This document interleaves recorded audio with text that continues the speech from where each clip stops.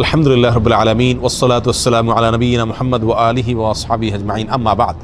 সুপ্রিয় দর্শক শ্রোতা ভাই বোনেরা, রমাদানুল করিম ইবাদতের সবচেয়ে বড় সিজন, আল্লাহ সুবহানাহু ওয়া তাআলার অপার অনুগ্রহ নাজিলের মৌসুম। এটা আমাদের সমাজের সর্বস্তরের মুসলমানরা কম বেশি জানেন এবং সেজন্য রমজান উপলক্ষে আমাদের দৈনন্দিন জীবনে পরিবর্তন আসে। আমলের একটা পরিবেশ, ইবাদতের একটা কসরত সমাজে কম বেশ লক্ষ্য করা যায়। রমজানের পরে ইবাদতের সবচেয়ে বড় সিজন, সবচেয়ে গুরুত্বপূর্ণ মৌসুম হলো জিলহজের প্রথম 10টি দিন। কিন্তু এই 10টি দিন যে অত্যন্ত গুরুত্বপূর্ণ সে সম্পর্কে আমাদের সমাজের জানাশোনা নেই বললেই চলে। এই জন্য জিলহজের প্রথম 10টি দিন আর অন্য সাধারণ যে কোনো দিনের মধ্যে তেমন কোনো পরিবর্তন আমাদের মুসলমানদের জীবনে লক্ষ্য করা যায় না। আমাদের দৈনন্দিন জীবনে কোনো পরিবর্তন দেখা যায় না। আমল এবং ইবাদতের কোনো পরিবেশ, কোনো কসরত সমাজে পরিলক্ষিত হয় না। প্রিয় বন্ধুগণ, কোরআনে কারিমে 30 নম্বর পারা সূরাতুল ফজরের শুরুর দিকে আল্লাহ সুবহানাহু ওয়া তাআলা এই 10 দিনের শপথ করেছেন। আল্লাহ সুবহানাহু ওয়া তাআলা বলেন, ওয়াল ফজরি ওয়া লায়ালিন আশর ওয়াশ শাফঈ ওয়াল ওয়াতর, অর্থাৎ সকালের ফজরের শপথ এবং 10টি রাতের শপথ এবং সেই 10 রাতের মধ্য থেকে জোড় এবং বেজোড় উভয় শ্রেণীর রাতের শপথ। এই আয়াতগুলোর তাফসীর প্রসঙ্গে মুফাসসিরিন ইকরাম লেখেন যে এখানে যে 10টি রাতের শপথ আল্লাহ সুবহানাহু ওয়া তাআলা করেছেন, জোড় বেজোড় রাতগুলোর শপথ আল্লাহ সুবহানাহু ওয়া তাআলা করেছেন, সেই রাতগুলো হলো জিলহজের প্রথম 10টি রাত। প্রিয় বন্ধুগণ, এই আয়াতগুলোতে আল্লাহ সুবহানাহু ওয়া তাআলা জিলহজের প্রথম 10 রাতের শপথ করাটা প্রমাণ করে যে জিলহজের প্রথম 10টি রাত আল্লাহ সুবহানাহু ওয়া তাআলার কাছে অত্যন্ত গুরুত্বপূর্ণ, তাৎপর্যপূর্ণ, অত্যন্ত ফজিলতপূর্ণ। সহিহ বুখারীর এক হাদিসে নবী সাল্লাল্লাহু আলাইহি ওয়াসাল্লাম ইরশাদ করেছেন, মা মিন আইয়ামিন আল আমালুস সালিহু ফীহিন্না আহাব ইলাল্লাহ মিন হাযিহিল আইয়াম। জিলহজের প্রথম 10 দিন নেকামল করলে, ইবাদতবন্দি করলে আল্লাহ সুবহানাহু ওয়া তাআলা যত বেশি খুশি হন, বছরের অন্য কোনো দিন সমূহে ইবাদতবন্দি করলে আল্লাহ সুবহানাহু ওয়া তাআলা এত বেশি খুশি হন না। অর্থাৎ এই 10 দিনের ইবাদত আল্লাহ সুবহানাহু ওয়া তাআলার কাছে যত বেশি পছন্দনীয়, যত বেশি আল্লাহ সুবহানাহু ওয়া তাআলার কাছে ভালো লাগে, অন্য কোনো সময়ের ইবাদত, অন্য কোনো দিনের ইবাদত আল্লাহ সুবহানাহু ওয়া তাআলার কাছে এত বেশি পছন্দনীয় নয়, আল্লাহ সুবহানাহু ওয়া তাআলার কাছে এত বেশি প্রিয় নয়। সম্মানিত বন্ধুগণ, এই হাদিস বর্ণনা করার পরে সাহাবায়ে কেরামের কেউ কেউ প্রশ্ন তুলেছিলেন, ইয়া রাসূলুল্লাহ ওয়ালাল জিহাদু ফি সাবিলিল্লাহ, আল্লাহর রাস্তায় জিহাদও কি এই দিনসমূহে ইবাদতের চাইতে উত্তম নয়? নবী সাল্লাল্লাহু আলাইহি ওয়াসাল্লাম বলেছেন, ওয়ালাল জিহাদু ফি সাবিলিল্লাহ, অন্য সময়ে আল্লাহর রাস্তায় জিহাদ করাও এই আমলের চাইতে উত্তম নয়। অর্থাৎ এই দিনগুলো নেকামল আল্লাহ সুবহানাহু ওয়া তাআলার কাছে অন্য সময় জিহাদ করার চাইতেও উত্তম। তবে হ্যাঁ, এক ব্যক্তি যিনি আল্লাহর রাহে জিহাদে বের হয়ে গেছেন নিজের জান এবং মাল নিয়ে এবং উভয়টি আল্লাহর রাস্তায় কোরবান করে তার এসেছেন, তার কথা ভিন্ন, স্বতন্ত্র। তার মর্যাদা এই জিলহজের প্রথম দশকে ইবাদতকারীর চাইতে বেশি, সেটা ভিন্ন কথা। এই হাদিসটি অত্যন্ত পরিষ্কারভাবে, জোরালোভাবে আমাদেরকে মেসেজ দিয়ে যায় যে জিলহজের প্রথম দশক, এই দশক অন্য সাধারণ দিনগুলোর মতো নয়, বরং এই 10টি ইবাদতের দশক, এই 10টি নেক আমলের দশক। বিশ্ববিখ্যাত হাদিস ব্যাখ্যাতা এবং সহিহ বুখারীর কালজয়ী ব্যাখ্যা গ্রন্থ ফাথুল বারীর রচয়িতা আল্লামা ইবনে হাজার আল আসকালানী রাহিমাহুল্লাহ তিনি বলেন, জিলহজের প্রথম 10 দিনের এত বেশি গুরুত্ব আল্লাহ সুবহানাহু ওয়া তাআলা কোরআনে কারিমে দিয়েছেন, নবী সাল্লাল্লাহু আলাইহি ওয়াসাল্লাম হাদিসে উল্লেখ করেছেন। তার একটি কারণ হলো এই দশকে ইসলামের যত মৌলিক ইবাদত আছে সমস্ত মৌলিক ইবাদতের সমাহার পাওয়া যায়, সমস্ত মৌলিক ইবাদতের সমাবেশ ঘটে থাকে এই দশকে।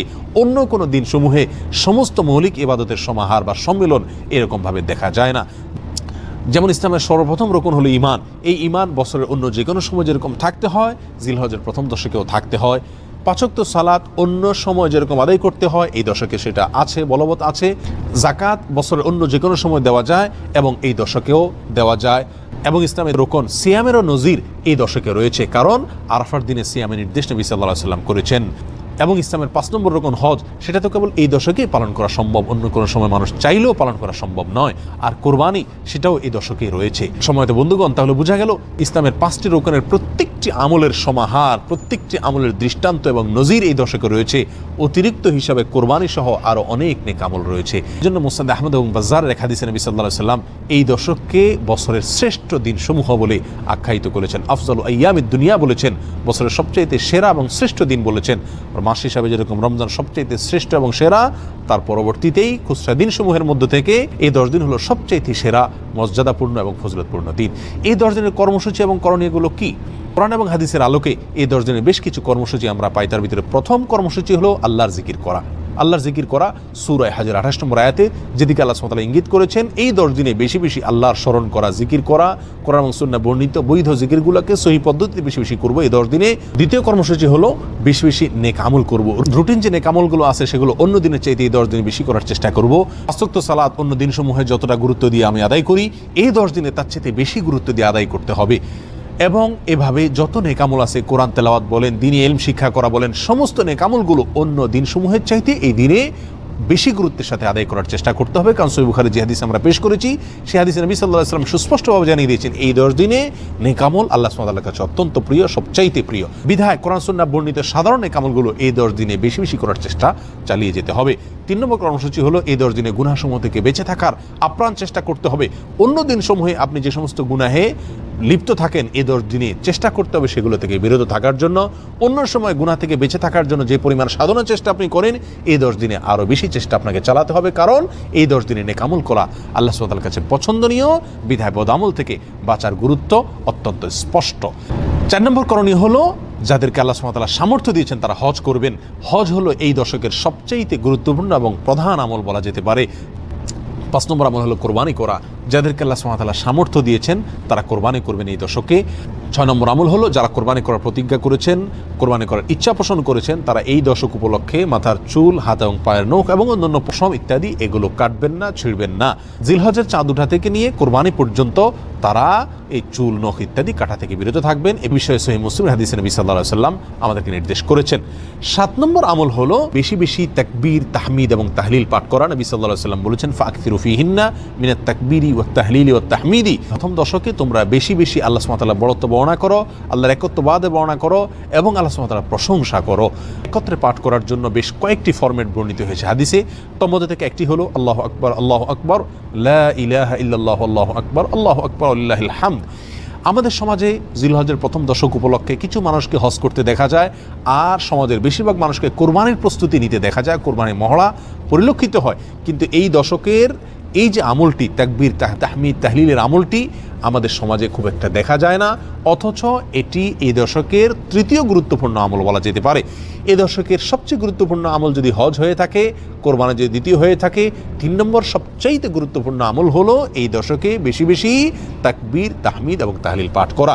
সাহাবী আবু হুরায়রা এবং আব্দুল্লাহ ইবনে ওমর রাদিয়াল্লাহু তাআলা আনহুমা তারা এই দশকে বেশি বেশি তাকবীর, তাহমিদ এবং তাহলিল পাঠ করার জন্য বাজারে চলে যেতেন এবং বাজারে গিয়ে তারা উচ্চ স্বরে এই তাকবীর, তাহমিদ এবং তাহলিল পাঠ করতেন, উদ্দেশ্য যাতে করে শুনে অন্যরাও পাঠ করতে পারে।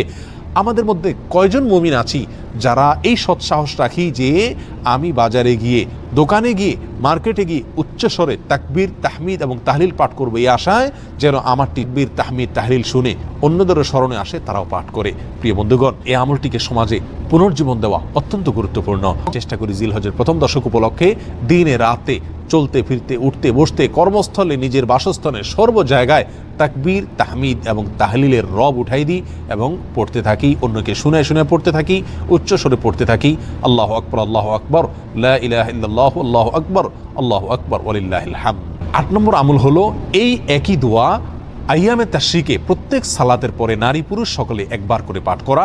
অর্থাৎ ঈদের দিন এবং ঈদের পরে আরও 2 দিন, এই 3 দিন ফজর থেকে এশা পর্যন্ত প্রতিটি সালাতের পরে কমপক্ষে একবার করে আল্লাহু আকবার, আল্লাহু আকবার, লা ইলাহা ইল্লাল্লাহু, আল্লাহু আকবার, আল্লাহু আকবার, ওয়ালিল্লাহিল হামদ, এটা বা অন্য যে কোনো ফরম্যাট হাদিসে বর্ণিত হয়েছে, এইসব ফরম্যাটে তাকবীর, তাহমিদ এবং তাহলিল পাঠ করা, এটি হলো 8 নম্বরের আমল। 9 নম্বরের আমল হলো আরাফার দিনে নফল সিয়াম রাখা। নবী সাল্লাল্লাহু আলাইহি ওয়াসাল্লাম বলেছেন, সিয়ামু ইয়াউমি আরাফাতা আহতাসিবু আলাল্লাহি আন ইউকাফিরা আস-সানা আল্লাতী ক্বাবলাহা ওয়াল্লাতী বা'দাহা আও কামা ক্বাল। অর্থাৎ আরাফার দিনের সিয়াম কেউ যদি রাখেন তো আল্লাহর প্রতি আমার ধারণা হলো যে তার পূর্বের, পেছনের 1 বছরের গুনাহ আল্লাহ সুবহানাহু ওয়া তাআলা মাফ করে দিবেন এবং সামনের অগ্রিম 1 বছরের গুনাহ আল্লাহ সুবহানাহু ওয়া তাআলা মাফ করে দিবেন। যদি সামনের 1 বছর কারোর বাঁচার তৌফিক না হয় তো আল্লাহ সুবহানাহু ওয়া তাআলা তাকে হয়তো 1 বছরের নেক আমল তার আমলনামায় দিয়ে দিবেন। অনেকেই বলেছেন জিলহজের 1 থেকে 9 তারিখ পর্যন্ত প্রত্যেকটা দিনই নফল সিয়াম রাখার গুরুত্ব রয়েছে। যাদের সামর্থ্য আছে প্রত্যেকটা দিন রাখি, আর যদি সামর্থ্য না থাকে কমপক্ষে আরাফার দিনে, যেদিন হাজী সাহেবরা আরাফাতের ময়দানে অবস্থান করেন সেই দিনে আমরা এই চেষ্টা করি। আল্লাহ সুবহানাহু ওয়া তাআলা সকলকে তৌফিক দান করেন। 10 নম্বর আমল হলো ঈদুল আজহার সালাত আদায় করা এবং ঈদ উপরান্ত সমস্ত সুন্নাহগুলো পালন করা। জিলহজের প্রথম দশকের 10টি কর্মসূচি আবারও আমি এক নজরে বলে দিচ্ছি। প্রথম কাজটি হলো বেশি বেশি আল্লাহর জিকির করা, দ্বিতীয়ত হলো বেশি বেশি নেক আমল করা, 3 নম্বর হলো গুনাহ থেকে বেঁচে থাকার জন্য বেশি বেশি চেষ্টা করা, 4 নম্বর হলো যাদের হজ ফরজ হয়েছে এবং হজ করার সামর্থ্য আছে তারা হজ করা, 5 নম্বর হলো যাদের কোরবানি করার সামর্থ্য আছে তারা কোরবানি করা, 6 নম্বর হলো যারা কোরবানি করার প্রতিজ্ঞা করেছেন, নিয়ত করেছেন, তারা হাতের নখ, পায়ের নখ, মাথার চুল এবং অন্যান্য পশম ইত্যাদি জিলহজের প্রথম দশকে না কাটা। নম্বর হলো এই দশকে উঠতে বসতে চলতে ফিরতে বাজারে ঘাটে সব জায়গায় নারী পুরুষ সকলে তাকবীর তাহমিদ তাহলিল বেশি বেশি পাঠ করা। পুরুষরা জোরে জোরে পড়বেন, নারীরা আস্তে আস্তে পড়বেন। আল্লাহু আকবার আল্লাহু আকবার লা ইলাহা ইল্লাল্লাহু আল্লাহু আকবার আল্লাহু আকবার ওয়ালিল্লাহিল হামদ। 8 নম্বর আমল হলো এই একই তাকবীর তাহমিদ তাহলিল আইয়ামে তাশরিকে প্রত্যেক ফরজ নামাজের পরে একবার করে পাঠ করা। আর 9 নম্বর আমল হলো আরাফার দিনে নফল সিয়াম রাখা এবং সম্ভব হলে 1 থেকে 9 তারিখ পর্যন্ত প্রত্যেকটা দিন নফল সিয়াম রাখা। 10 নম্বর আমল হলো ঈদের দিনের সমস্ত সুন্নাহ পালন করা, ঈদের সালাত আদায় করা। রমজানের পরে আয়তনে এবং গুরুত্বের বিচারে দ্বিতীয় বৃহত্তম ইবাদতের নেক আমলের এই সিজন সম্পর্কে আল্লাহ সুবহানাহু ওয়া তাআলা আমাদের সকলকে সচেতন হওয়ার, গুরুত্ব আরোপ করার তৌফিক দান করুন। বন্ধুগণ, জিলহজ তো প্রতি বছর একবার করে আসে। আমার জীবনে জিলহজ কতবার এসেছে, কিন্তু জিলহজের প্রথম দশকে নেক আমলের গুরুত্বের কোনো ছাপ আমার জীবনে কি আদৌ পড়েছে?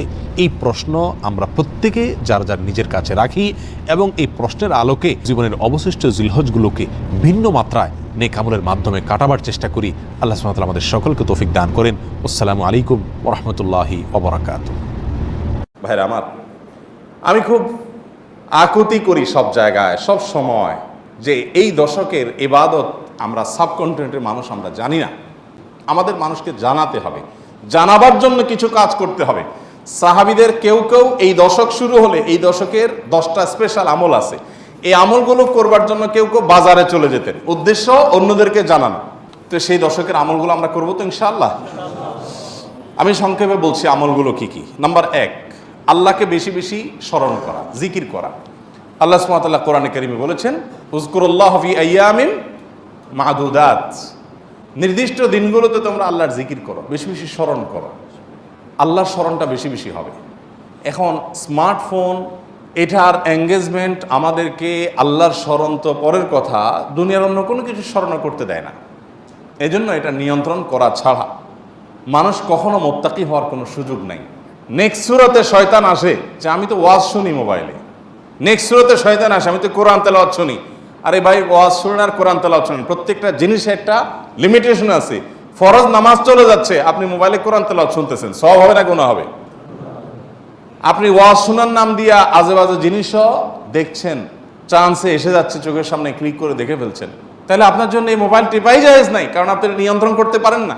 ভাইরা আমার, এই দশকে আল্লাহর স্মরণ যেন হয়, সেজন্য অন্য সময়ের মতো বিশেষভাবে স্মার্টফোনের নিয়ন্ত্রণ খুব বেশি জরুরি, খুব বেশি জরুরি।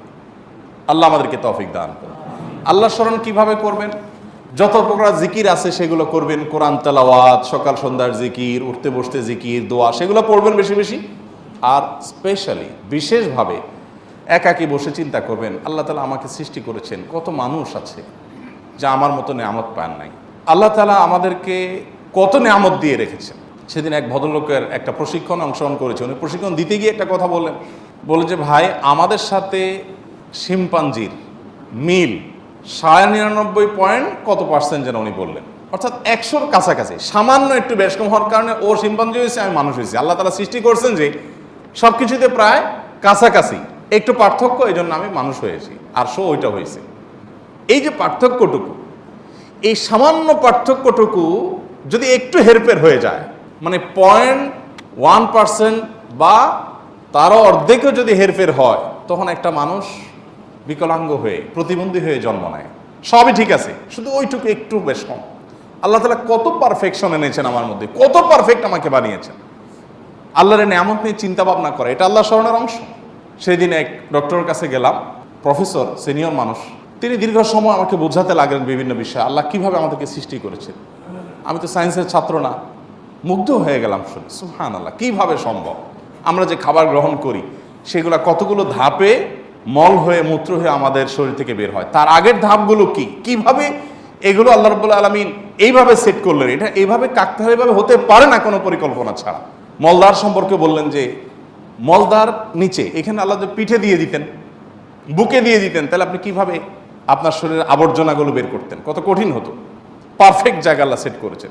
আবার সেটাকে এমনভাবে আল্লাহ তাআলা তৈরি করেছেন যে মলমূত্র এমনিতে বের হয়ে যায় না, ওইটা বন্ধ থাকে।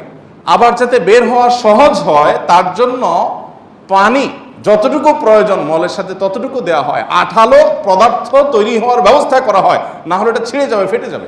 মানে কত কিছু যে আছে।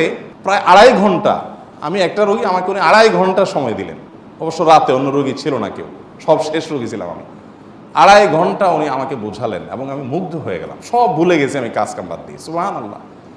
বললেন যে ভাই, আল্লাহ তাআলা কি নিয়ামত আপনার ভিতর দিয়ে রাখছে, আপনি এটা বুঝেন তো আপনার কপাল সেজদায় অবনত এমনিতেই হয়ে যাবে। তো আল্লাহর স্মরণের অংশ হিসাবে এগুলো, যে আল্লাহর কুদরত নিয়ে চিন্তা করা। আর সব বাদ দেন, আল্লাহ আমাকে হাত পা সুস্থ রেখেছেন। কত মানুষ অসুস্থ, কত মানুষ বিভিন্নভাবে আক্রান্ত। গত শুক্রবার, আগের শুক্রবার এই মসজিদে আশেপাশের বোধহয় হাউজিংয়ে থাকেন কোন এক ভাই এসে আমাকে চোখের পানি মুছতে মুছতে বললেন, ভাই 6,000 টাকা আছে আপনার মসজিদ কমপ্লেক্সের জন্য, সরি 8,000 টাকা আছে, এটা টাকাগুলো নেন। তো আমি নিয়ে আমাদের সহকারীকে দিলাম। ভদ্রলোক বললেন যে আমার একটা ছেলে ছিল, সে ব্যাংকে বোধহয় টাকা জমাইছে বা কেউ দিছে, সেখান থেকে সে বলছে এটা আমি মসজিদ কমপ্লেক্সে দেবো ওনাদের। তো ও 7,000 টাকার সাথে আমি 1,000 যোগ করলাম, এটা আপনি নেন। তো ছেলের কি হয়েছে, ও বলে যে ছেলে আপনার হাতে দিতে চাইছে, কিন্তু সে হাসপাতালে বেডে শুয়ে আছে। হাসপাতাল বেডে শুয়ে আছে ছেলেটা। কি হয়েছে তার? বলে যে ক্যান্সার আক্রান্ত। ক্যান্সার আক্রান্ত, 6 বছরের বাচ্চা, এবং সে লাস্ট স্টেজে আছে, শুধু মৃত্যুর জন্য অপেক্ষা করছি আমরা। তো আমার খুব খারাপ লাগলো, বললাম যে ছেলেকে দেখতে যাবো আমি। পরের দিন গেলাম হাসপাতাল, আলমারার হাসপাতালে গেলাম। হাসপাতালে যাওয়ার পর যে দৃশ্য দেখলাম আমি, ছেলেটা মারা গেছে কয়েকদিন আগে। এই এলাকার মহল্লার মানুষ উনি, এখানকার। তো সেই দৃশ্য দেখে আমার সাথে আরও একজন গেছেন, যারা গেছেন কেউ নিজেকে ঠিক রাখতে পারেন নাই। প্রত্যেকটা মানুষ কাঁদছিলেন, এত কষ্ট হচ্ছে বাচ্চাটার, মানে দেখার মতো কোনো দৃশ্য না। 6 বছরের একটা বাচ্চা, কত বড় পরীক্ষা মা বাবার জন্য। আল্লাহ তাআলা আপনার বাচ্চাকে খুশি রাখছেন, ভালো রাখছেন। আপনি জুমা পড়ে গিয়ে বাচ্চার কপালে চুমু খাবেন, তাকে কোলে নেবেন, তাকে পাশে বসিয়ে আপনি খাবার খাবেন, খাবার তুলে দিবেন, বিকেল হয়তো ঘুরতে যাবেন, হয়তো তার পরীক্ষা আছে, কালকে পড়ালেখা আছে, তাকে পরামর্শ দিবেন।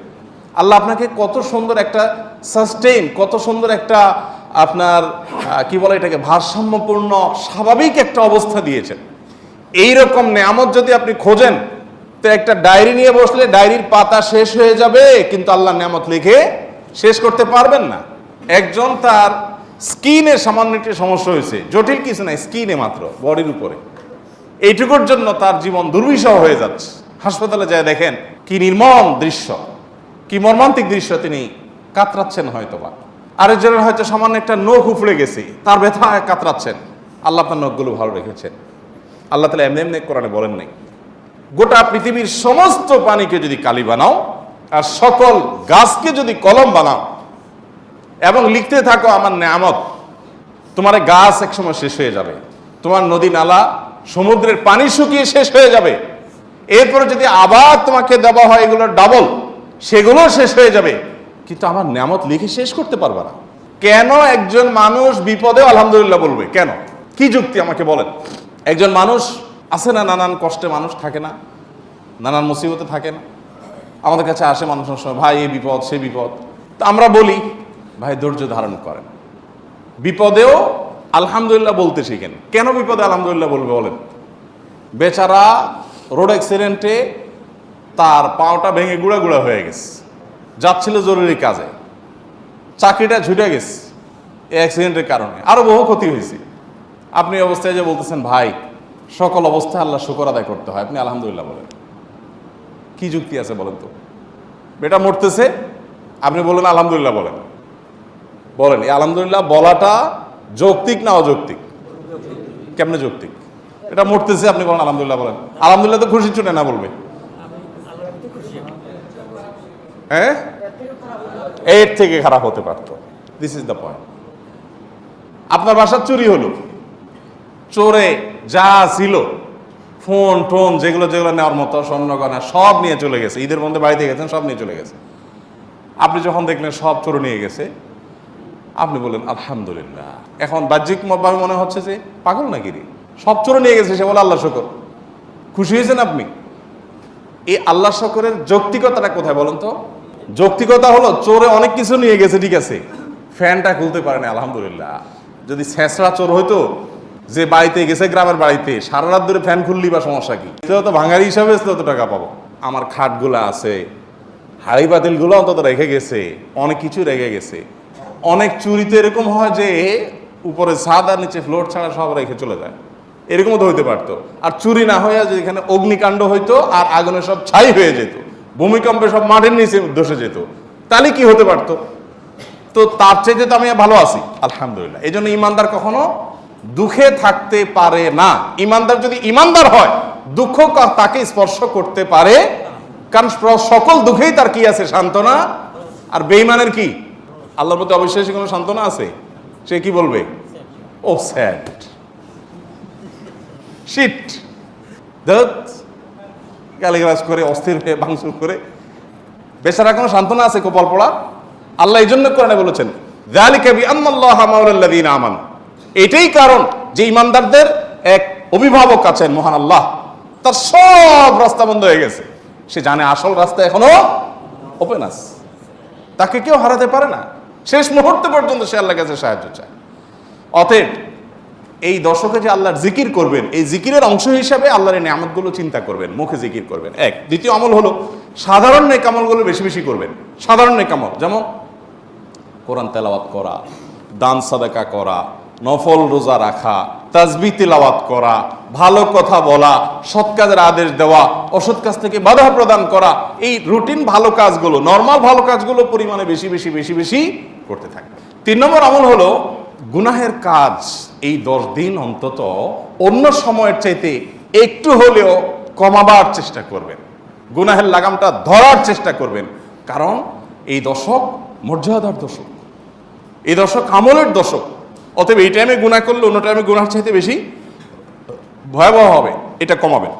4 নম্বর আমল হলো যাদের হজের সামর্থ্য আছে তারা হজ করবেন। 5 নম্বর আমল হলো যাদের কোরবানি করার সামর্থ্য আছে তারা কোরবানি করবেন। 6 নম্বর আমল হলো যারা কোরবানি করার নিয়ত করেছেন জিলহজের চাঁদ ওঠার আগে আগে চুল, নখ, গোপ, অবাঞ্ছিত লোম ইত্যাদি কেটে ফ্রেশ হয়ে এই 10 দিন আর সেগুলো কাটবেন না। এটা করবেন হলো কোরবানির পরে। তাহলে জিলহজের চাঁদ ওঠার সম্ভাবনা সোমবার সন্ধ্যায়, সোমবার দিনের বেলার মধ্যে এগুলো সব ফ্রেশ করে আপনি অপেক্ষা করবেন। কিসের জন্য? কোরবানির জন্য। এই 10 দিন পর্যন্ত আর নখ কাটবেন না, চুল, গোপ কোনো কিছু কাটবেন না। এটা কোরবানি যিনি করবেন তিনি করবেন। যদিও কোনো কোনো বর্ণনার আলোকে বোঝা যায় যারা কোরবানি করবেন না তারাও যদি এটা করেন তাদেরকে আল্লাহ তাআলা আজর দান করবেন। 7 নম্বর আমল হলো তাকবীর, তাহমিদ, তাহলিল বেশি বেশি পড়া। ফাকফিরু ফিহিন্না মিনাত তাকবীরি ওয়াত তাহমিদি ওয়াত তাহলিল। নবী সাল্লাল্লাহু আলাইহি সাল্লাম বলেছেন এই দশক যখন শুরু হবে তখন তোমরা বেশি বেশি তাকবীর বলবে, মানে আল্লাহু আকবার বলবে, বেশি বেশি তাহলিল বলবে, বেশি বেশি তাহমিদ বলবে, লা ইলাহা ইল্লাল্লাহ বলবে, আলহামদুলিল্লাহ বলবে। এই জন্য এই 10 দিন পুরো সময় জুড়ে এটা করবেন। ওই যে বলছিলাম শুরুতে সাহাবী কথা, একজন সাহাবী এই দশক শুরু হলে বাজারে যেতেন শুধু কি জন্য? এই আমলটা করার জন্য। বাজারে যেয়ে সবাই বাজার কেনাকাটায় ব্যস্ত, উনি যাই উচ্চস্বরে বলতেন আল্লাহু আকবার, লা ইলাহা ইল্লাল্লাহ, আল্লাহু আকবার ওয়ালিল্লাহিল হামদ। এর উনি বাজারে গিয়ে বলতেন। উদ্দেশ্য কি? অন্যদের যত স্মরণ। এখন আপনি ভূমিপল্লিতে কয়েকটা দোকান আছে অথবা চিটাগাঙ্গে বাজার আছে, আপনি বাজারে যায়া সবাই কেনাকাটায় খুব সিরিয়াস মুডে আছে, আপনি যাই যদি সেখানে জোরে জোরে বলেন আল্লাহু আকবার, লা ইলাহা ইল্লাল্লাহ, আল্লাহু আকবার ওয়ালিল্লাহিল হামদ, কি হবে দৃশ্যটা বলেন তো? এটা আপনি যদি বলেন সবার মধ্যে, অনেক লোক বাজারে, মাঝ বাজারে জমজমাট, আপনি যাই জোরে জোরে এটা বললেন, কি করবে সবাই? সবাই তাকায় বলবে ব্যাপার কি, সমস্যা আছে নি, কোনো অসুস্থতা আছে কিনা বেচারা। এটা না বলবে ওই যে সবাই যে অসুস্থ, সবার যে ইমানের রোগ, তাকওয়ার রোগ, এই জন্য সুস্থ মানুষকে কি মনে হয়? অসুস্থ মনে হয়, কারণ এটা তো দেখতে অভ্যস্ত না সে।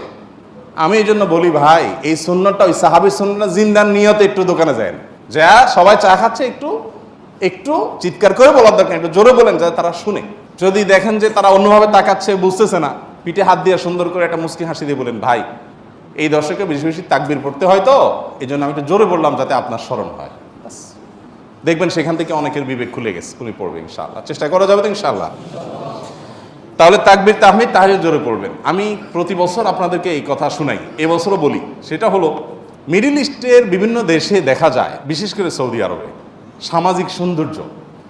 বিভিন্ন গলিতে যখন ঢুকবেন জিলহজের এই 10 দিন আপনি দেখবেন তাদের গেইটের ওখানে ছোট্ট একটা ওই যে ব্লুটুথ ডিভাইস লাগানো আছে, এখানে সারাক্ষণ তাকবীর সুমধুর কণ্ঠে চলছে, আল্লাহু আকবার, লা ইলাহা ইল্লাল্লাহু আল্লাহু আকবার লিল্লাহিল হামদ, অথবা অন্য তাকবীর চলছে আল্লাহু আকবার কাবীরা ওয়ালহামদুলিল্লাহি কাসীরা ওয়া সুবহানাল্লাহি ওয়া বিহামদিহি বুকরাতাও ওয়া আসীলা। সব জায়গায়, দোকানে যাবেন, মার্কেটে যাবেন, এখন আস্তে আস্তে সৌদি আরব থেকে এগুলো হারিয়ে যাচ্ছে, দুঃখজনক, কিন্তু ছিল এগুলো। এবং এখন অনেক জায়গায় আছে যে দোকানদার ওই মৃদু কণ্ঠে এটা চালায় রাখছে। আর আমাদের ঈদুল আজহা আসছে, এখন জাগানাকা গানের চোটে আপনি হাঁটতে পারবেন না কোথাও। গরুর বাজার, ছাগলের হাট, গান চলে। এইখানে আমি যখন ভূমিপলে ছিলাম, এইখানে যে বাজার হয়, আমি যাই থামাইছি 2 দিন, যাই সেখানে কমিটির লোকদেরকে ধরলাম, ভাই ঈদুল আজহা একটা ধর্মীয় দিবস, কাজটা ধর্মীয়, আর সেখানে আপনি জাগানাকা গান লাগায়া গরু বেচতেছেন, ছাগল বেচতেছেন। আল্লাহ তো বিবেক দিছে অন্তত, এখানে অন্য কিছু লাগান, এটা কি রে ভাই? আর আপনার গানের অত্যাচারে আশপাশে মানুষ ঘুমাইতে পারে না, থাকতে পারে না, এ কি মানুষ? এ কোনো মনুষ্যত্ব তো থাকার কথা না। 2 বার আমি গেছি শরীরে, এবং যা তাদেরকে অনুরোধ করে হাতে পায়ে ধরে বুঝায় থামাইছি। সারা বাংলাদেশে এই চিত্র, আপনি কয় জায়গায় যাবেন যে জাকানাকা গান চলছে, চলার কথা তাকবীর তাহমিদ তাহলিল। তো আমরা চেষ্টা করবো তো ইনশাল্লাহ তাকবীর তাহমিদ তাহলিল করার, বাচ্চাদেরকে শিখিয়ে দিব। আর আরাফাতের দিন সকাল থেকে, জিলহজের 9 তারিখ ফজর থেকে নিয়ে 13 তারিখ আসর পর্যন্ত প্রত্যেক নামাজের পরে একবার করে তাকবীরে তাশরিকটা বিশেষভাবে পড়তে হবে, নারী পুরুষ সবাই।